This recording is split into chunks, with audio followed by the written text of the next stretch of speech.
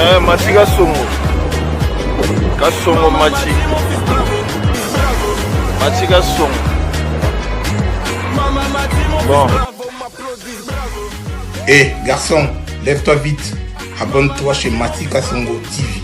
Parle-en à ta copine aussi. Vite, vite, vite, vite chez Mati Kasongo TV. Chenia, Ngouya, Ngouya, Ngouya. Mati Kasongo TV. Exceptionnel, l'homme qu'on appelle Mati Kasongo, Matkas, de longue date. Quand même, tu sais. Hein? Aïe.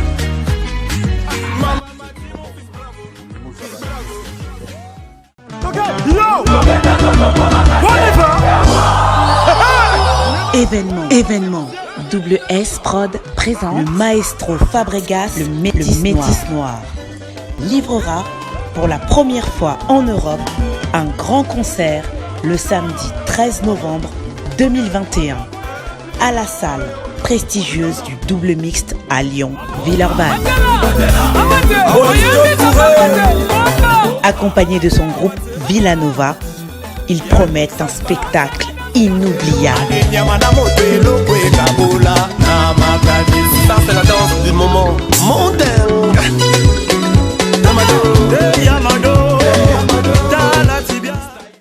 Bonjour, bonsoir, très chers amis, amis téléspectateurs. Merci d'avoir resté branchés sur votre canapé ou bien chez vous à la maison en train de regarder cette émission de Mati Kasongo, Matkas et Longaba Bébé. Bienvenue dans votre émission Star à l'horizon, une émission qui vous ressemble, qui vous donne l'opportunité de suivre vos artistes, musiciens, stylistes, peintres, modélistes ou nous-mêmes le chroniqueur ou journaliste dans cette émission. Aujourd'hui, Mati Kasongo, Torolobela, moi qui actualité où ils a que s'est passé tout makambo ebele ça que s'est passé na Kinshasa. Je pense que hier on a perdu un grand artiste de ce pays. Lui il s'appelle Josky Kiambukuta, que son âme repose en paix. Il a fait beaucoup dans notre musique, papa Josky Kiambukuta. J'ai aussi la chance il y a quoi interviewer, il y a quoi ça l'émission na 2 ou 3 fois. En tout cas merci Nanzambe parce que mon salutindaki na se amokili oyo mabele asalaki en epi tant na kokaki au juillet. Dans cette émission, on va parler de tout, de Ferré, de Fali, de Fabregas, analyse simple sans critique. Torosolana ba ndeko nangai baza toza automatiquement dans ma campagne na avenir à Denis Lessidon, prêtre Denis Lessi o lelo ba benge pasteur Warion tozala na épée R Mogoboe, sauf imprévu. Donc, sur l'année là, je dis big dédicace à Picho Pacha Sotali Konkon en Norvège. Je te salue sans oublier Aimé Bido sur autoroute. Grâce Lubamba Balbi et Zamoua Bamama. Aujourd'hui, on est le 8 mars. Donc, on boit kaka Bamama. Toro sepela kakana ba mama. Big dédicace à Grâce Lubamba Mobutu Gaga, ma petite sœur, maman Nana Kasongo, Laetitia Kouya, la mère des opprimés, sans oublier Esther Malonda, maman sociale, Binonio Sobolinga Rangai, Picho Pacho, Babi Bébé Kimberly, 18 cylindres. Il y a eu un Wana. Dans cette émission, je veux recevoir 2 amis. Bazapé chroniqueur local Langai. On va en parler de Josky Kiambukuta, on va parler de Ferré, on va parler de tout, sauf rien. Mais ndenge nem sarabino bo meseno. Bisona bango to kokanarati. Bisona bango to ranamo a différence. Biso bato to banda, o to pesa rapé, moi lengi. Ndenge za ka to sarabango ba olia. Ba omela.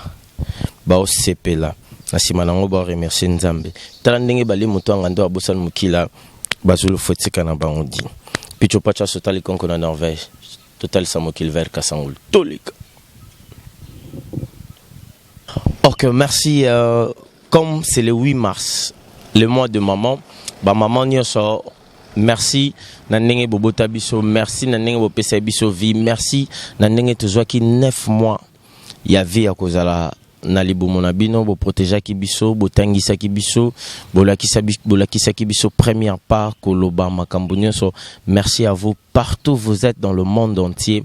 Maman, en tout cas, je vous dis merci. Sans oublier Natacha Paradis officiel. Natacha Gola Paradis officiel. Cette émission, vous allez suivre ça là-bas. Toko Solo là et puis Toko Beta. Ma solo le temps que invité Langa Bazokota, venez Delix. Bokota, le temps que on va en parler. Mokaye Boy, voilà, tous en ambition direct, Né Zalara. Sans plus tarder, je dis bonjour à toi, Delix. Bonjour à Matika Songo. Matikas, donc c'est un honneur, c'est un grand privilège donc d'accepter votre invitation. Donc vive la femme, hein, parce qu'on est dans ces moments-là, dans ces moments de festivité, parce qu'aujourd'hui c'est le 8 mars. Nous regardons aux impinglés. Nous avons bandé à péter à ma maman. Nous avons fait ça à ma maman. Surtout parce que une femme, c'est l'image de Marie de Magdala. C'est un reflet de la femme. Donc maman a beau à Yesu. Biso beto na maman a beau à biso. Bilingue puis bazo pe na maman bazo beau à bango. Parce que quand on balobara l'Afrique est un berceau de l'humanité. L'Afrique c'est une main aux enfants. Tout en enseignement. Donc ce qui m'a maintenu honneur à la femme. Donc je vous salue tous partout, vous êtes en train de me suivre à Kinshasa, en Afrique, partout dans le monde, au travers le monde, la diaspora. Donc maman, bolingo parce que l'amour transforme les choses. L'amour égal à l'amour, l'unité égale à l'amour. Cet amour-là qui nous a fait que le loto de m'invitation pour te répondre à ma préoccupation. Merci pour l'invitation. Merci à toi, Delix. Oui, merci beaucoup, Matikas. Je crois que c'est un grand plaisir d'être avec vous. Nabande Konsusu, Pebarota Nabiso, Jérémy Lemba, Renard du désert, Na Pessio Ming, merci pour l'invitation encore une fois. Tout ça, journée très spéciale, le 8 mars, Zali. Journée internationale de la femme, c'est-à-dire que Nzambasana Mokili, deux sexes, tous en a féminin masculin, tous en a deux bateaux, deux êtres en fait, tous en a femme et les hommes, le loza mokolo kaka pour na ba maman, ba sepelaka, ils allaient journée ba se rappelaka, na ba valeur on a pesa bango, na capacité, na potentialité on kola pesa bango. Alors de partout, la biso, maman congolaise, na diaspora, Topesibino, bonne fête et merci d'être là. Merci à toi, Lemba Jérémy. Je pense que Tozana Nadei, au Toti, copère d'artiste à mon néné, il y a Mboka Oyo, Joski Kiambokota, na Bandana, nous na Delix, avant Nazwa Jérémy. Oyebara Joski Kiambokota, Ndengeni. Ngana eba Joski Kiambokota, le artiste congolais, avant la côte de la Joski. Non, c'est bien là, ça va, moi, réfléchir, parce que c'est le 8 mars, parce que utilité le 8 mars, c'était. Et ça, moi, mon bateau, le 8 mars, depuis 1857, il y avait 129 ouvrières d'une usine de textiles sont assassinées par leur patron. Elles faisaient grève pour obtenir un meilleur salaire et raccourcir les heures de travail à 1910. La journée internationale des droits de femmes a été créée à leur mémoire. Naina Lobani parle. Tout c'est belara tout la taliputa. Et ça a bateau a déclaré que le 8 mars il faut la journée parce que il y avait certaines dames qui sont en entreprise mais patron a boma bango. Akunda bango zikisa bango siko net bato na so akenda ki pona ba droit ya ba femme wana ozo ba nso emso ay barati net bato ni so akenda bino net bato na bakenda mokonza wana sa boma bango à partir de lelo date où le 8 mars est commis journée internationale ya basi ya on a eu ngala sa moi si moko boyo commis mon pamba te commis tikate donc so za na ba droit na yo ya ko se révolter il faut koloba parce que moi si na mobile ndenge ndeko tuloba eza mobali na mwasi sexe quand même de différence abiso mais intelligence eza kaka moko yango ndeko to se bateka to la taliputa to mela masanga eza pe ba moment pe ya ko passer on na ba méditation on vandi pozo étudier bando bazalaki ndengo kompe ndengo zokene donc moi de la femme bandeko o bazana ba prison parce que na ba prison il y a ba si pe bazana kat na prison o bazoko souffrir certaines injustices moko to bondela pe pona bango ezana basi o bazana ba hôpitaux ezana basi o bazana ba dossier na ba justice ba ozwa solution na ngote pour muto ko intervenir na kati na bango azate yango au travers ces mois de Max ngana opesa un message na maman première dame ya mboka na biso mama Denise Nyakero atalaka ya basi o bazoko souffrir na est ko banana Congo Kinshasa na ba prison na ba hôpital pourquoi pas la première dame honorée maman Olive Lembe Kabila et puis basi nyeso bazana ba capacité intellectualisme batala ba ka ya basi ya bilingi o muso bazoko lela o bazana sengo to sebana bango o bazana ba pasi to lela na bango enfin que mutu nyeso ayeba ko déclarer o ezali utilité na et responsabilité na matikaso. Si avant d'avoir la question il y a Joski Kiambukuta au rappeler nga chouchou mama Rambobe na olobi lumba lelo neti delix autoloba journée à maman et surtout na Kinshasa et comment on loko la rendez-vous à bar et comment la retrouvaille et comment on la tili puta sombi ba misusu kutu ba bebani na mobali po ba sombeleli puta te ba musupe ba zemi zokota lelo pour toi olobani na marambo nyonso congolais aura toujours eloko abalusi yango na version na e a commission na ndenge na e bon ezara je numéro interpellation voilà. Il faut chaque femme a sa responsabilité dans beaucoup parce que nous sommes d'abord dans un pays très pauvre où la vie nous coûte tellement cher, il n'y a pas d'emploi. Moi, mon salaire, mon cœur, au Congo, ils plus occupé par les hommes que les femmes. Bah, c'est comme plus. Il faut tambola, mobile, nazo s'occuper naïe, tout ça, il faut senga, kabelanga, pesanga, sombelanga. C'est plus ça. Donc les femmes sont un peu réduites. Bah, ça diminue, bah, ça un petit peu négligé. Alors il faut se mettre au travail.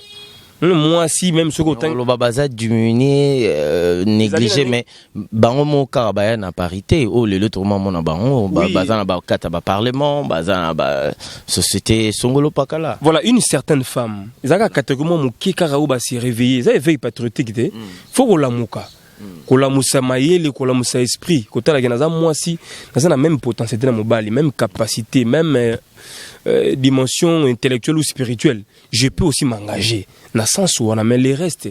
Dans le lot où on a les taux et filles mères très élevés dans beaucoup nabiso. Je me demande pourquoi bah si bazobo taming na ba jamais 16 ans, 17 ans, banami balé moi na mon comme bali fixe azate. Il y a un problème sérieux sur le plan éducationnel. L'État il faut maintenant apprendre maramona ma beaucoup na motima. Ministère de l'éducation, ministère de la jeunesse, ba mettre maintenant ba moyen en jeu pour que ba mettre un peu qu'on recenser. Ba jeune fille bazara combien na mboka ba fille mère bazala combien qu'est-ce que nous devons faire avec banana bango ba bénéficier peut-être de la scolarisation vous comprenez gratuitement enseignement et pour na lutter pour na marambo tout le monde na mboka le bana basi ba comment sans valeur nous devons combattre cela et ça anti valeur alors tu interpeller ba jeune femme ba maman entre bango za peine solidarité esprit ya kosungana ba lingana. Vous comprenez? Qu'on compte dans la mobilité. Aux moi si même si on a un niveau d'études secondaires, humanité, système des humanités, c'est bon. Tu peux créer.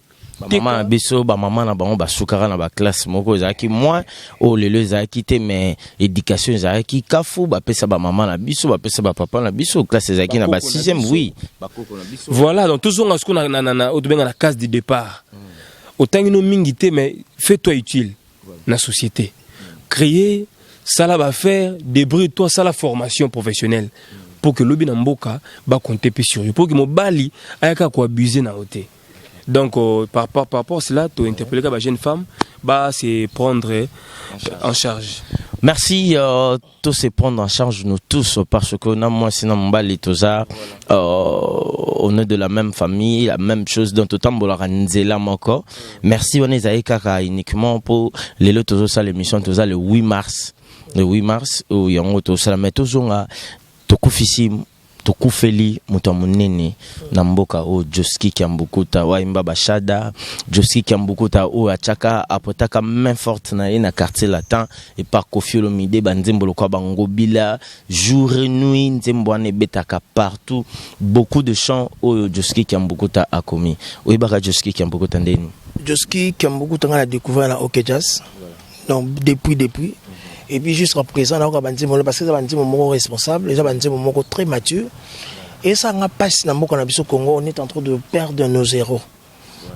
Parce que au moni na sebelardage moko ovi na biso le grand charisme alobaka problème mukendi oyo koma mbele ya mutu nyonso un monde vivant nazo demander papa na biso Joski Kiambukuta tanga no senga aide azana besoin ba soin azana mikila poto aye koto est-ce que bato bandoko ko italien na bandoko ko visiter parce que l'autre fois nazaki na Joski Kiambukuta va que mikila poto azaki ko tambola comme ça conseil moi beta na fleur na grand hôtel de Kinshasa mais tanga ke voyage tanga ina yo mona chaise roulant et ça n'a pas si makasi na yotu n'avait pas comme problème ni oh non kutala maladie mobo et terrorisé yango kutazongi na mbongo awa na mboka awa alta na msu akokutana mokonzi moko msu akosunga je me demande est-ce que bazoki temps ya komona parce que elo mozo buma biso congolais nga mona ngo eza naivete eza kozala naivete na mona ngo eza kiyuma ozo comprendre eza kiyuma na ndenge na tant biso nyonso muta obosala ke ye mon pelobi au sala daichu eza kiyuma na ndenge nini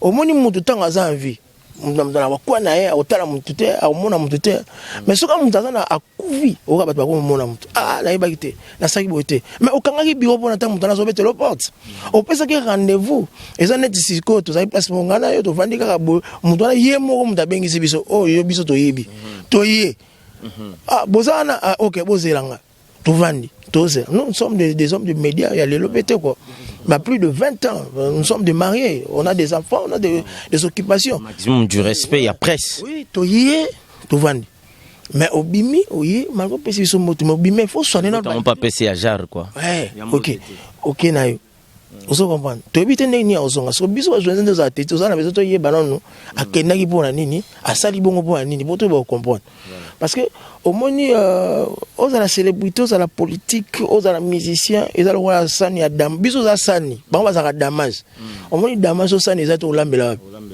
donc faut ka sani eza po olamba donc média eza sani papa donc ça fait tellement mal la disparition ya papa na biso Joski Kiambukuta au père nanga tonton Emmanuel Makangila za na Angola au azalaki parmi ba partenaires bande ko soutenir OK Jazz ko banda na mo franco madilu système personnel na vie na so Joski ayo kaka musique ya Joski Kiambukuta tozo perdre ba héros na biso pour na ba charisme pour na ba kiyuma na biso nganzinga nkuvu na ya mete beti après 2 semaines na même sous na 2-3 jours même sous mutokeni mais ceux qui ont na compassion mutu tanga yo mona yo o répondre bien na ba besoin na ye o répondre bien ni be ko pas ko aider mais ce que ba continue biso ba politique na so bato bazala ba moyen le couteau ya ba kisi ba magie ba pesa ngo moi moi délai mais tant mutu ko il faut na sala bo faut intervenir même mutu déjà que on a besoin bon na on a so interpeller ba tunyesto politicien musicien pasteur tolingana ya solo tant mutu azala kadana na bomoy to tuna tabela nini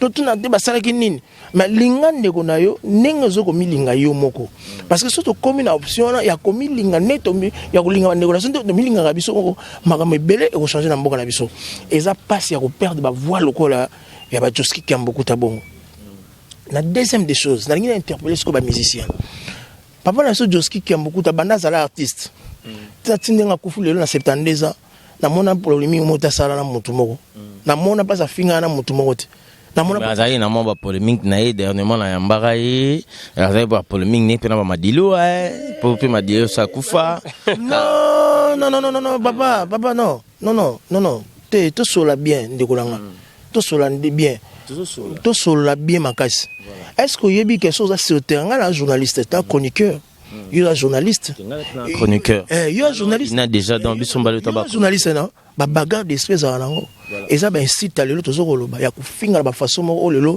kufinga comme le roi carte rose ya ba personnalité ngana tika ko mona te papa na so Joski Kiambukuta azo finga leki ne ko fielo mide azo finga masane boy ya ba beti ba ne ko finga ba chanson na nuance na texte il y a un texte. Est-ce que tu as 5 textes d'artistes musiciens bien normal? Autant qu'il y a une introduction, développement, approuvé, conclusion, tu as une distraction. Oui, au moins, bon. On se comprend. Tu as la Joski Kiambukuta de chansons na yende ko nanga. On se comprend. Tu as au moins donc nangina bisa bona suki sa awa. Nangina bisa nangina bisa bande ko nanga to ba kozala vrai. To za ba pauvreté donc c'est vraiment l'essentiel. C'est vraiment l'essentiel.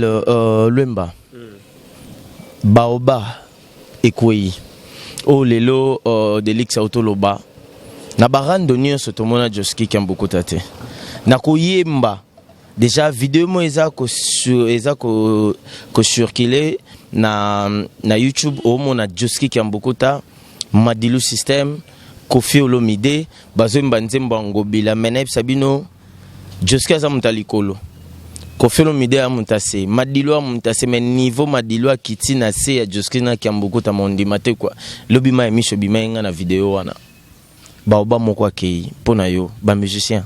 Bon, d'abord merci pour cette bonne question. Avant d'y arriver, j'aimerais un petit peu moi ça bien quoi. Ah d'accord, merci, il n'y a pas de problème. Toutefois, Naro, vous allez un peu concentrer la question. Merci. Allons-y, mon cher, allons-y. Donc, bon, comprendre, tu as moi la mon blague et ça a bien l'émission. Ce que tu as une question bien, comment tu l'as connu? Voilà. Ce qu'on a à travers les médias. Okay. Mais une fois par hasard ou par chance, na un rendez-vous avec Tchaka Congo, à Bengsinga na Bandal, na hôpital Mozart la Borne. Or, le vieux Joski pe a rendez-vous à Kinewana. Tobandi première partie émission avec Tchaka Congo, seconde partie n'avait Joski à côté. Mais Nakata Kar déjà presque affaibli, paralysé, mais le vieux au moins il a eu le temps de parler avec moi. Pour nous poser ma question pendant plus ou moins 20 minutes. Le vieux m'a répondu, à répondre à la diaspora, à répondre à l'autorité à Mboka par rapport à son état de santé. Mais qu'on se le dise quand même franchement, Wendo Koloso ya Kufa, Taboula ya Kenda, Wemba, Lutumba, Kester, le Joski Kiambukuta, la musique congolaise perd ses repères. Donc, bah repère ezo kende. L'identité, autobengi la bibliothèque, presque la musique congolaise ezo kende nango. La musique actuelle, au monde qui est en sous-basmate, base la musique moro yara totia to kende, ça ne sonne plus. Et puis on se montre na compétition mingi ya libanda ya mukili, le Congo toujours raflé la médaille, toujours remporté le côté. C'est vrai que les gens peuvent se dire qu'il y a un premier, un leader, mais surtout dans la scène internationale vraiment, ba médaille, ba trophée. Il y a haut niveau Ezoyati. Donc c'est vraiment regrettable et très douloureux. Hier on a passé presque soirée dans la résidence avec Joski Kiambukuta. Na monika ba na quartier, ba petit na ye na bana na ye moko. Wana wapi wana. Ba kota ba matongi kuna. Là c'est na avenue à Suka wana. Là ça fandaki. Donc nazaki bena wana partir ba 15h ti ba 18h. Ka Tchaka Congo vers Kiski Mongana mtayeki wana na bande kuna ye moko. Mais artiste et musicien au hasard vivant, c'est fort regrettable. Atabiso le loba chroniqueur, to ba journaliste. Esprit wana barando tina ba matanga photo longola yango. En tout cas, ça n'a aucun sens. Vebena daye ti 18h ka ba na quartier na ba petit na tina na ba mapa na ba coin ka ba on ba faire le pont. Tu vois que c'est vraiment douloureux. C'est regrettable. Grand artiste mais comme Joski Kiambukuta. Mais je pense que Nengo Lobaki Bino Balena Ndiko de Luxa que via Tiki ba chef d'œuvre. Ba belle chanson ou ba père ba okarati le lot. Na biso moko rattrape pas biso. Mais oui, on est là le 8 mars voilà. Au monde na ba bara ba lingwa na ba boîte ko beta. Baza ba vi ba composer ba belle chanson. Ba créer ba mélodie bien la musique na biso et puis ba format ba jeune leader rebelle. So ba tsara ba Koffi ba coup de pouce te ngeza miso mabe. Mais ba ida ba Koffi na ba ndenge moko boye ba yemba na ba Madilu ba featuring bana depuis temps na bango.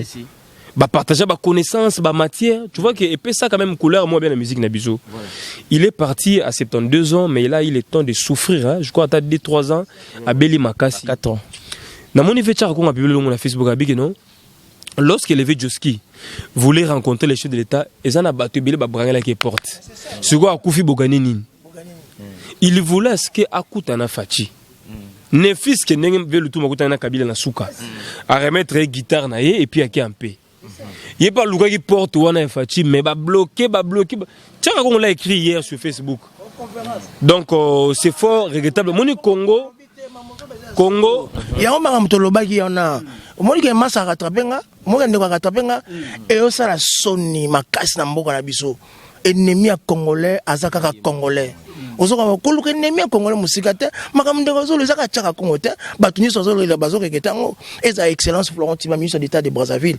Mais moi je ne savais pas que Josky Azobela hein bato bazaka tout na biso na babio na bazo aider bisote ba osunga bisote telo ko toko ba ona ki pasi ano luka raconter Fati mais ba telemeli amona Fati te siko akei bosa nini ba nini China pas dit peuple décoration à titre posthume ba reconnaître yé ba PC médaille de mérite moniango au mon angoté au monde va jouer à venir mo bien Kaluka ba PC comme Josky Kambukuta. Donc c'est comme ça que le Congo fonctionne, mais c'est vraiment regrettable. Je pense que il est tantôt interpellé par autorité. Ministère de la Culture et des Arts. Apparemment ministère en comment ministère tricage. Ministère mobra ya ba tumoro boye. Bazui muntu moro boye bi na ye marambote abeta balete ayebe lote bache bon yo kendo za kuna ausani. Or la culture, les sports ne tombent la ramboka. Voilà. Il faut mettre des hommes compétents à place Tabango. C'est très important. Alors pour le reste, je crois que tu as interpellé Bakondi, ba honoré Josky. C'est vrai qu'il y a Béli à souffrir, bah kiné, t'as raison qu'il est à l'hôpital à Bandal, la borne, tellement borne, ouais. Côté n'angaï wana, ex avenue n'anganda. Voilà, à jouer à Bakoto wana pour te dire que à quel Bangalé marana basuka autant à Koufi, donc nous devons interpeller les autorités pour que l'essentiel bah exposer cornaïe, bon tout ça là bah Covid, coronavirus, c'est ce que vous en nini, tout y a rien n'angalé. Non, ata bah Covid, ata bah nini en tout cas Josky qui aime beaucoup ta photo les laïcs. Je crois que dans tous les lives exposés à ta 2 jours mon cher 5 heures du temps nini yango 5 heures du temps nini ba chaye 2 jours wana ba chaye ba tubazo mais moi kashine moi nini émettre marambuki ba to violer mi beka mboka Gentina on va que non Kinshasa boy qui va la battre na matanga plein air tout ça mais au moins ceux qui ba robimisa ta moins 9h na bati wala ba exposer atati ba 15h ba kene nécropole ba to ba mona tout ça la émission ba to ba la famille s'est retrouvée ba master ba revoir yé le sousou ça serait une bonne chose. Alors pour le reste des artistes batika na vie en tout cas on a compris que l'artiste congolais Josky qui aime beaucoup ta mon cher on est en direct pardon aux tous à moi concentré na yamba Josky qui aime beaucoup ta natuni nalobi Koffi Olomide mutali boso oyo akokaki ko immortaliser yo oh Koffi chante Luambo fala banda na Koffi chante Josky Kambukuta voilà selon idée na yo voilà selon idée na ngana poser quelques questions alobi eza ngai te zaki ye mukonde azaki koloma kambushwa nae mais en soi biso nyonso toyebi soki tobito lobela ngo siko na ndenge ya mususu ya ndenge na biso Koffi fala banda na Josky Kambukuta parce que Josky a tenir Koffi Olomide main forte dès le début et puis ba succès il y a ebele pona yo l'ingratitude est condamnable peut-être un petit peu papa Josky a beli bohem sopa yete yo lobi que fallait abandonner ye bon ko bandana ye ou pas mais fallait pas yimba ye Aroba n'est pas na Luambo après habiter avec Josky to beta pescoyer. Attends, le deuxième tour, voilà. L'essentiel c'est de l'honorer, de les reconnaître de son vivant. Ça va être très important. Parce que bango ba ayemi ba Luambo ba Lutumba, tout ça chante ayemi ka bato ya pona ki wana. Le vie a été jeté dans les oubliettes. Ce n'est pas du tout bien. La reconnaissance est dans la Bible. Vous comprenez? Donc ce qui est condamnable c'est l'ingratitude. Je crois que Nengo rappelait sur encore une fois l'histoire que le vieux Josky a soutenu Koffi dans ses débuts. Tina batamoroboui. Bon, on ne sait pas. Bah oui là nini na batamoroboui. Parce qu'avec les artistes c'est toujours compliqué. Tu te rappelles la mort de Papa Wemba beaucoup bayate. Mais moto a format bon c'est presque yé maître d'école. Mais tant à d'ailleurs qui bayaku touté. Ah bon ce que moto a aidé qui est-ce que voilà donc artiste congolais il faut ba mettre fin à la polémique bidon. Okay. Merci. Bah polémique bidon improductif d'Elix. Tout à que mon awa Chaki ce qui 49e comme ça là si je me trompe pas il y a papa Josky Kambukuta tout le monde qui ba sport les kaki tout le monde qui makambutu ezala qui na salle mais à ma grande surprise to comme na salle na ba mission au Chaki ba obeta bazalati avanda yemoko na batu mususu to ba ke fo baya bayete kimtema mabe musicien te kimtema mabe artiste azo bazaba kindo kimoko inconsciemment baba vrai bancho yango artiste faut tano na mutema na mutuna yo baba na intérêt Artiste soki intérêt les anata royata au monde naté. Bazo baté que tout est vanité, seul Dieu qui est éternel. Ya on a dit que baba yuma, ba vrai ba yuma. Ozo comprendre. Ba artiste so ba gangster. Parce que mo ba to comme ça, ba ba chéri ngo. Ba so ça so comme moyen moko boy. Comme la possibilité moko boy. Oza quand même ça moi ba so sunga même so yo boy. Comme négliger ba tout. Ba artiste so ça ba yuma, ba vrai ba yuma. Hein? Ba ka ça papa succès ça mon bébé. Soka yé comme un peu tout en déco mususu. Et on a vu dans ce tout à l'heure, tous à la vraie, tous à la faux vérité. On tapait sur invitation, oh y'a mon droit de ce qui a monté, oh y'a été n'a bien on a un chou, on ok. Vous savez pas? Le lot au moins le nom page, t'as pas ministre nous ko tweeter na ma page. T'as pas artiste na ko tweeter. On a on note boy, mais bo kangela ki amona fati, bo kangela ki amona jikaka. Vous savez pas? Sikoyo, to sani. Ba artiste na biso, ba vrai bancho. Ngakutwa. Soki kutu munda kopimela nga nkolo Yesu ça va.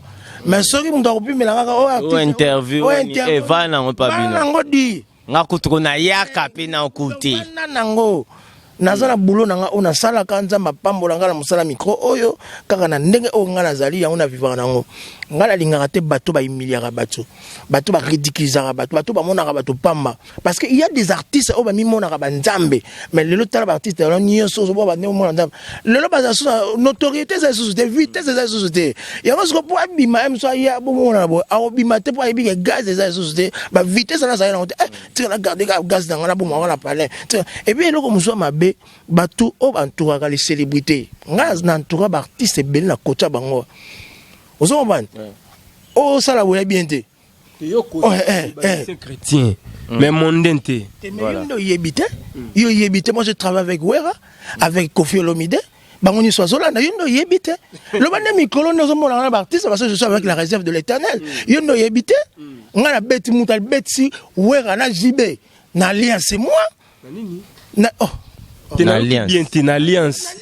Congolais a été que manager papa il no yebite côté sur la page non comprendre ngai ko fa fouter nga billet na kina ba 33 ans niveau na ba quartier là après tu a coûté na ba first class donc dans ça les 33 ba image des ali on se comprend ko ba te ba chrétien ça va na minute aux ana chrétien pour nini asa quand même la moi respect na yo mais musicien zo mena diamba azo mena whisky ana ba chéri belé a considérer nan mais moto azo na mon centre azo banga moni tala moni vie na biso to za o soko zo banga nzambe ozo comprendre o considérer ba tumususu mais soko banga nzambe te mais mystique ozo comprendre pardon quand tu m'as loité non s'il te plaît na biso non yo na biso yo na biso te vous laissez ça makanisa ngate bo kimsanga idete yo ka ngala za journaliste manager de la République démocratique du Congo.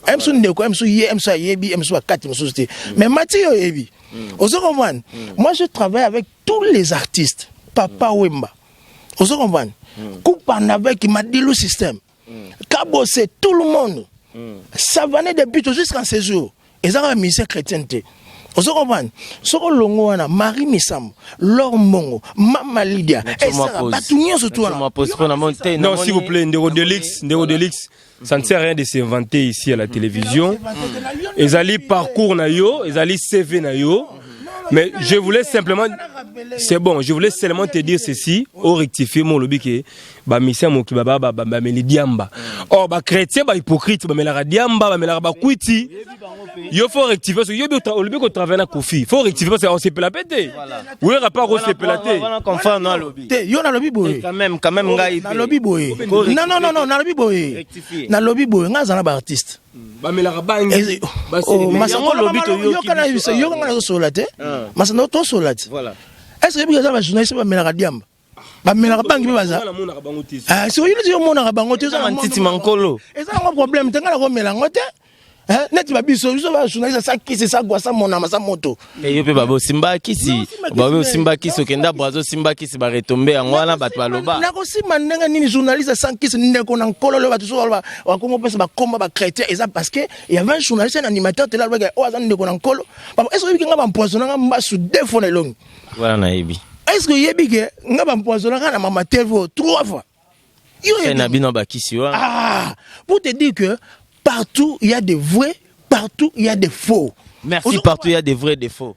Voilà, je pense que Ndérodelix s'est chauffé, mais au moni Maramoto Oloba, bangi kuiti même dans le monde d'artistes chrétiens même ba pasteur ba écoute ba whisky ba pasteur na mboko ba mela ba whisky ba vin ba champagne comme les païens voilà sans exception donc au taxi ka ba mission mokili ni ba mela ba bangi ba to ba oui ba pasteur ba mobima na ba chantre ba protocole donc na Congo il y a un problème c'est d'abord le mental tabalo ba ki un changement de mentalité et parce que batou le problème du Congo, c'est d'abord l'homme. L'homme a un problème. Vous comprenez? Donc, c'était juste un message qui est passé. Narolo que Joski Kambougou est parti, il a fait son temps. À ça, l'époque, il a mis un peu Joe Sex. Il va expliquer pourquoi nous avons besoin de Joe Sex. C'est normal à se défendre. Ils sont normal. Donc, c'est comme ça. Je crois que Joe Sex est parti. Le biga qui mon lit, mon épée, ma kimia. Je crois que pendant tout ce temps, maladie, il y a un à ce qui peut être Nzambe. Parce que l'artiste n'a carrière na bomba est belé. Atayo ligno qui cité mais na compte groupe P. Ba roko topi na kisi. Vous comprenez donc je crois que il a eu son temps à réparer na Nzambe pour que ça aille bien. Et puis à son âme on est ensemble pour de vrai. Neti moi de beza entre Bangoumi Balé neti mikolo na pesa mbonga bien. Na côté nini? Banana ma TV.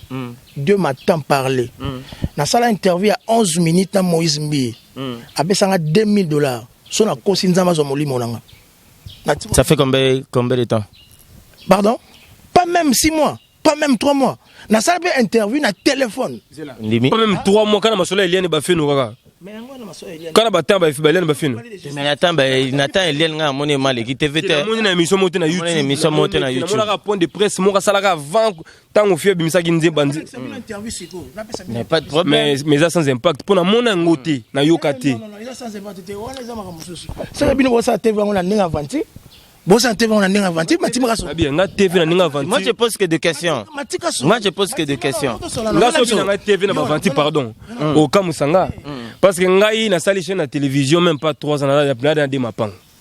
So benga ba vanti na ndingini parce que nga na 2 parcelles. Na age na nga o. Sumbe on na mboni. Mbongo kutu ya maman livité ki nga katite mbongo ya YouTube pena. Terrain liboso mi balinga. Ba côté nini? Ba côté bien. Na côté en communauté parce que européen frustré batou. Donc quand sobina ki osana za te va vanti nga na kamwa. Na linga nga ba mami tukate. Mais nga plus mabeli ba kabela nga pété o mi sa pesa nga lopango politicien te. Mbongo na nga YouTube Matika Songo. Baninga ba ba kare mais nga pi mapango. Donc le roi déjà faut rectifier par voilà. Il y a ça quand même programme ka rectifier s'il te plaît. Babilo muso to rotanga te. Voilà. So na ndo tanga bilo yoko maketo ba vanta. Tozoko. Non s'il te plaît non. Les injures. Donc obenga chroniqueur à Mouké. Organiser bien structuré. Autrement dit chroniquati. Ça là ba ventir les ala raté parce que o za gagne peine biso.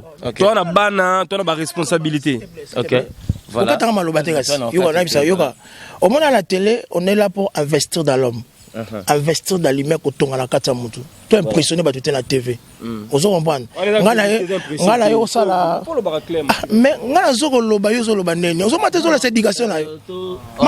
non. Voilà, comment changer sujet.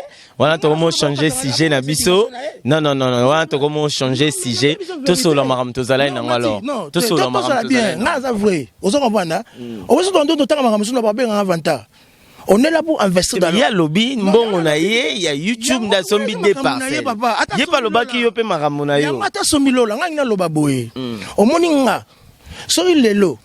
Naza eza TV. Voilà. Na bali na TV. Nazo voyager au travers le monde na TV. Na ça vantate. Ozo comprendre. Tout le monde m'a ça bien. Yo bi identité nanga.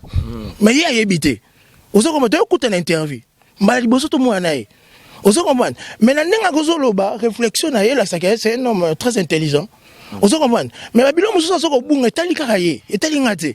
Ozo comprendre. Te tozoloba yo na élection ke ya bunga. Non, tozoloba. Non. Oh, mais papa, papa, nana ngotali interview ya Moïse Mbi etena de luxe lo et ça maman n'aime pas. Adam moto sera lobby à monité. Et ça pour monter.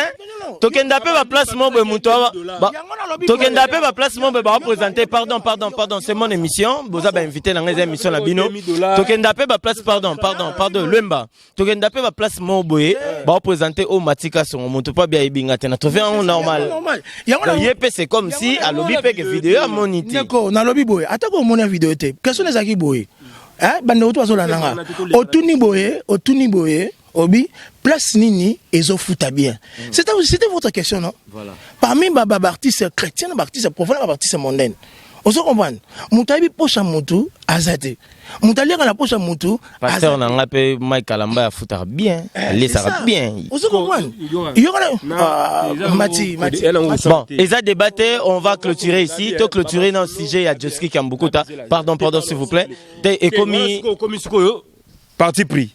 Oh, ça c'est connaître s'il te plaît. Oh, ça va. Nabibo ya. Na ko peut frère na ngai. Ba makambuke o muto ale sarabia moni singa na zona na chance te ke invité mo penga ta $300 na na zoité. OK. Neti émission na ça na vie na biso koto yo za ba émission mo ke no kutu yamsu yo kutu sali kutu vie don. Vie ba eta mai. Yo ke soka vie na YouTube. Ozomona ba chance ke o bakabela kinga moni neti YouTube to kota o bino bozo ba chance peut-être à l'époque wana momi mo na poto apesa ko ba $1000 ba 800 ngana kota na YouTube na zona ba moment ndingo na te mais moi ba 300 ba 200 to zora na biso ndenga mabete ozo comprendre na sala pe YouTube teke momi atinelinga matériel zo caméra zo machine donc ngana banda pena ko louer caméra tina ko mina ngo 3. Okay. Machine ya monteur tina ko des machines pe yanga moko ya moi 200 na kina sombi moi 200 na ndamu pe na kina sombi zo comprendre donc nga ba facilité musu bato bakutana nango bakabela ga nga pena donc nga pena efo perso bi muta pesa nga chance na YouTube azate okay no ya ka tout temps no ba inviter lo nga na bena bato to kenda na kutana muta bongote so nga na za pe na caméra te na pe na machine te na ko marabu zo comprendre donc musala o yo panga moko yo pe pesa nga moko na ko mala mi bali za bulo moko ndenge ndiko na nga lobaki ke ya vivre na kopo yo Tote biso nyonso vivant na kopo nga pe na vivant na kopo kopo ne sali kitoko mabato le pesi biso valeur et valoriser biso à travers le monde. Voilà, on va chiter na dossier à Joski Kambukuta mais avant de chiter nabito zolonga na dossier à Joski Kambukuta mais avant de longa na dossier plutôt à Joski Kambukuta tout ça la tamo eloko mo boye na bavoi na biso kaka il y a moi parti avec Joski Kambukuta et ça la moi bien quoi ngala banda banzembo te kana vona biso kaka kwa ebi nzembo ya shada kama tanzoto na ngati ya yango esika nyoso yolingi ngapena mipesi mobimba na ndimi ata distance mokete chandala deshade papa andala deshade bolingo kayelo ko bakota maloba nani akotela ngali kambwe pa ngai na loba boye nana on a chité là. On a cité là Delix. Oui, naina loba boye. Ozo comprendre. Voilà. Naina loba boye na Congo na biso to za la vrai. OK. Ozo comprendre. To za ba pauvreté. Ouais. Mutu nyonso ndenga ganyaka peine na ye oyebite. Ozo comprendre. To za la ba pauvreté. O ngana ko singa kaka to lela papa na biso Joski Kambukuta parce que na kimia parce que un grand artiste atiki bana, atiki famille, toute la famille na ye, to lela avec honneur. Mais n'ab artiste profane, n'ab artiste chrétien, même nous les journalistes, tout l'ingatos à la voix. Tant mon ningazo sengayo aide de toi zone au secours mo bonayo au sekaete ko beta mbela mo bonaete parce que à très bientôt l'avènement du Christ est très proche. Ah ba biso ba Delix ala British ndeko na nkolo ba biso to kota lola makolo poto bilika na mutote. Merci à toi Delix. Non tant oui mais tant peut tous à nazo ko édifier pe nazo exhorter. Donc nangina lo baraka tous à la vraie. To la papa na biso Joski Kambukuta avec beaucoup d'amour et de considération dans ma chef de voix et puis bonne fête à toutes les mamans donc du monde voilà. Bah maman du monde bonne fête Nabino toza na événement moko eza le 13 novembre au Fabregas Obeta na Lyon en double mix vous sentir on ndeni musique dans le bon et puis Fabregas première fois il y a village Mobimba Lat musique et Kende France et Kendo Beta. Bon, merci beaucoup Matika Songo, je dirais ceci que Maestro, bonne chance à lui, mais j'ai aussi constaté que Azo perd de moins vitesse du jour au lendemain par rapport à la concurrence, mais il demeure un bon artiste. un artiste talentueux, très courageux. J'aimerais encore assez réveiller. Excusez-moi, j'ai même entendu qu'il y a Peso Pelopangwa. Ouais, Naza 40 sur 40. Ils ont 10 sur 10, Toyo négocier. Donc, on a Zamutunayo. C'est sous conseil qu'il faut. Prendre déjà sur le marché. Oui, ils ont Toko, Brenda Wana, ils ont Toko, et on musique et moi recherche. Ça, c'est très bien. Et donc, Napoto, mais à Rose a peut-être même confronté quand on a pas ma Covid. Non, tu pousses déjà parce que il fallait aller le 13 mars et l'ongwe toqué non parce que déjà vaccin tout le monde déjà tout couvre-feu déjà comme fongo là déjà quoi. Voilà, ça c'est bien, merci beaucoup. Bonne chance à lui et puis merci pour l'invitation. Je crois que c'est la première mais la dernière fois on est ensemble pour de vrai. Merci na bato tout baza pour na biso. Nga na yambara bato ba confrère nga moi pas si mingi parce que excusez-moi pour le terme. Bamsum tuna bango za moi ja. Mais en temps na cho micro boy Delix auto le belo moi ngamo pe na mi lobeli. Je pensais pas que toko salilo moi au bimselanga matière aux ana on mutu. Donc automatiquement tu es la bienvenue. Donc comme aux alations na vandi bona ça ilo mo boy. Je t'appelle tout seul en bisson. Non, il y a pas de problème. Na les caractères pour na lokwa ba wana te ba kimi ba préférer ba yamba batu mais ba on ba yamba te ba ko ça débat. Na linga peu émission trop pour que na se répétaka. J'évite ça et puis na moto ba conflit ba polémique té. Je viens tout simplement pour analyser. Le cause avant Zera avant Zonga na yo. Non, pas de problème Delix. Même question Fabregas le 13 novembre. Non, c'est ma félicitation. Donc non, c'est ma félicitation. Et ça résultat, il y a mon salon sali parce que pendant un moment on a un clip à Fabregas. Donc on a vité sur Saranaté, surtout le clip le roi long métrage, film maintenant ça me fait vraiment très bien. Donc on a eu ça ministre de la culture et au Barochi la biso et attend na gouvernement et union sacrée battre parce que concernant les logos car il y a Fabregas les logos ya mboka basunga pe pour la musicien parce qu'il y a qui n'a déjà mais la kata groupe les na bato ba talent danger même si ko combat ko kuta la peine na complication na ndenge pour le déplacement donc basunga ye az artiste azo défendre bendele ya mboka donc Fabregas je te félicite mon frère mon ami donc je te salue donc bonne chance à vous donc so kebite na ndenge assistant na ba mati to zapi na ndula ngo pe et puis ça va éviter ce quoi danger na kolo dimbake ba quoi pesa makambo des fois tu sais quoi on va citer le cas toza le 8 mars na bomba qui moi question à Souka toza là vraiment na cœur ouvert nous trois vous deux parce que vous avez invité nanga merci dernièrement awa na tout monde a Ken Piana a fingi maman ya ferré vraiment un jour il y a ba maman na le 8 mars tobiso ba chroniqueur je sais eza polémique té eza question parce que ce ba finga ki peta maman no to na kaka ça dépend en réponse ya moto ex to ko matina ba niveau na ba chroniqueur ko finga ti ba maman oyo ba boti biso et puis artiste o to yebi ke aleki ne biso poto yebi. Voilà, pour être direct, voilà, je vais commencer d'abord par Mark House parce qu'il a dit ceci. Il y a ba ken wana tchel na beta ba deku na poto. Ça, c'est injurier une femme. Voilà. Mark House, il faut arrêter parole wana. Ce n'est pas du tout propre. Donc, je commence chez Mark House parce qu'il y a Beta. Il y a une émission, je crois, il y a Very Stone. Pas Ndita.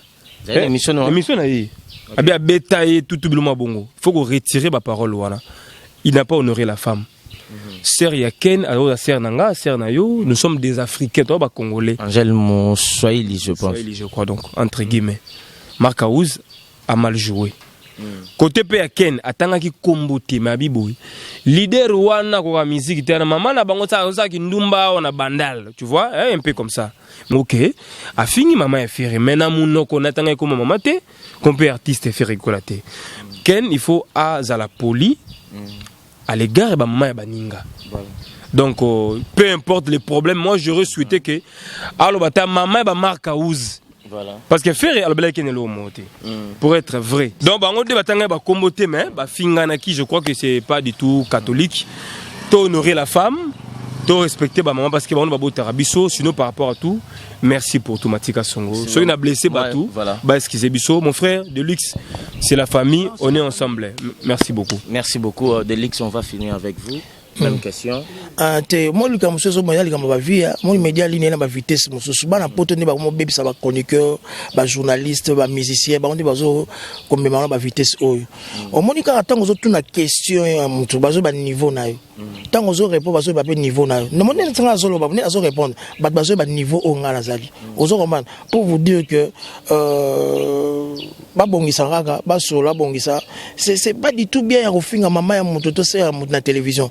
Matika songa banana ibona tiko mona te baso finga mutu. De même nanga de luxe arlo. Yango mona ki ba biso ba ina toko ko tobura na ina yupo na osaina. Okotika na obet. Posa ide na visibilité. Osa ide na impact. Batando la naut. Mais pour nous baïke non.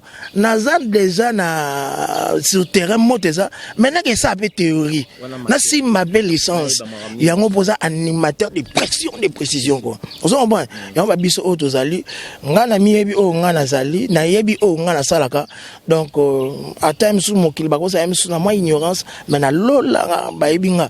Na yebi boulot donc na yebi boulot na lire lisango donc na bandi na zo répondre yo boye ezali kamo ya niveau B ozo comprendre bande ko ba sala iloko zo ko baby sa sumi ko média na biso ba vie média en ligne bana poto bazo tina ma t-shirt mambongo ma biloko wana esala ke esa be tu ça iloko mo s'éclater bato atala to bato ba sekato yo bigara bitara mikili soko ça na kayu to na palais faut on se distraire banine tango tin moi 300 mois 500 mois bato bazo ko se fondre donc c'est un peu ça.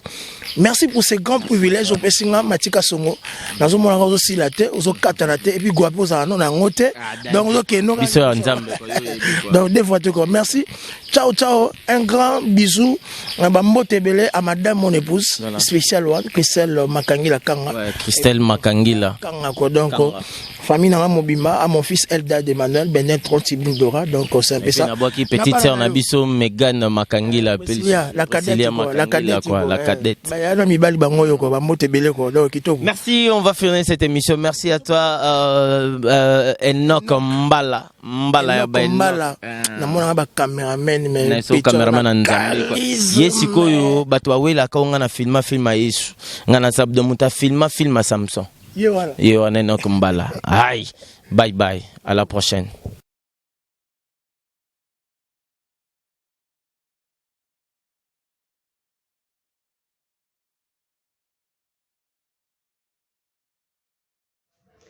Bon anniversaire à toi Laetitia Kouya, ya Batu ya Matika Songo, notre belle sœur moi Salibala, Oumela na mwende na yo motema ya Matika Songo, maman Laetitia Kouya.